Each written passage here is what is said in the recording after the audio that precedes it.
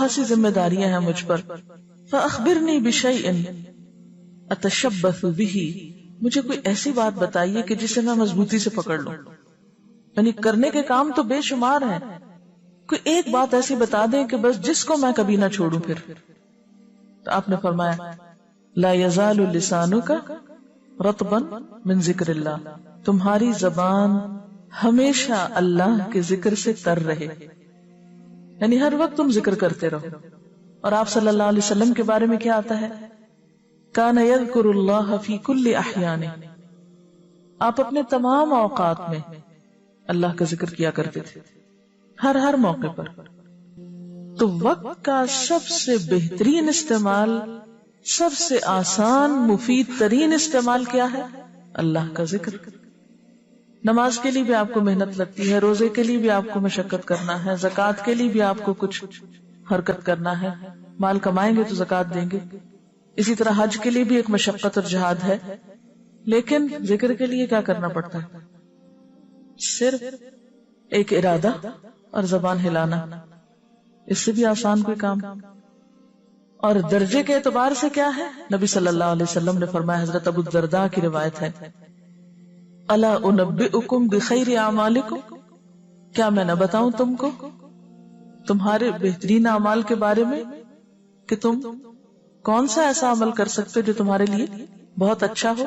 وَأَزْكَاهَا عِنْدَ مَلِيكِكُمْ، اور جو بہت ہی پاکیزہ تر ہے تمہارے بادشاہ کے نزدیک، یعنی اللہ تعالیٰ کے نزدیک. وَأَرْفَعُهَا فِي دَرَجَاتِكُمْ، اور جو تمہارے درجات کو بہت زیادہ بلند کرنے والا ہے.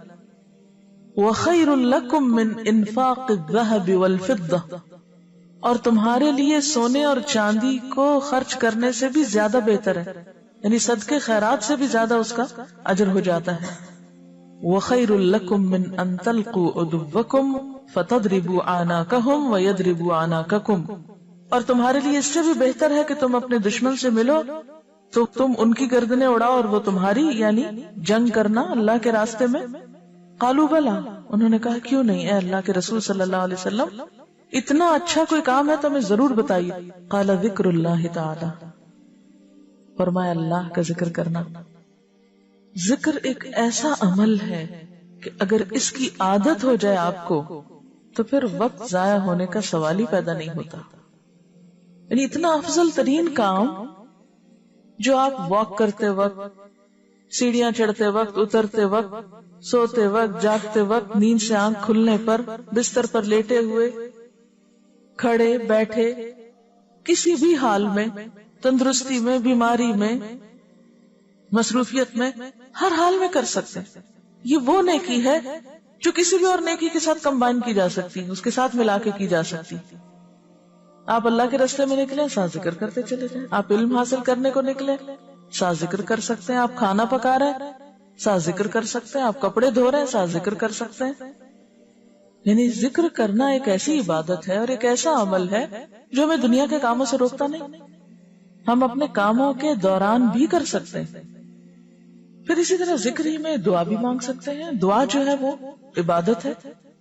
گویا جب آپ دعا مانگ رہے ہیں، دوسرے لفظوں میں آپ اللہ تعالیٰ سے اپنے لیے کچھ مانگ رہے ہیں. مانگنا عبادت ہے. اللہ سے مانگنا عبادت ہے. مانگ ہم اپنے لیے رہے ہیں، فائدہ ہمیں ہے، ضرورت ہماری ہے، اور اس پر بھی ہمیں اجر دیا جا رہا ہے. اس سے بھی بڑھ کر کوئی احسان کی شکل ہوگی؟ دعا کو عبادت کہا گیا. الدعاء والعبادت. چلتے پھرتے آپ دعائیں مانگ سکتے ہیں.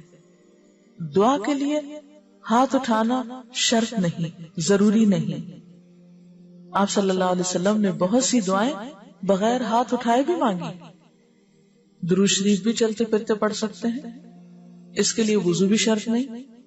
وضو کا ہونا افضل ہے.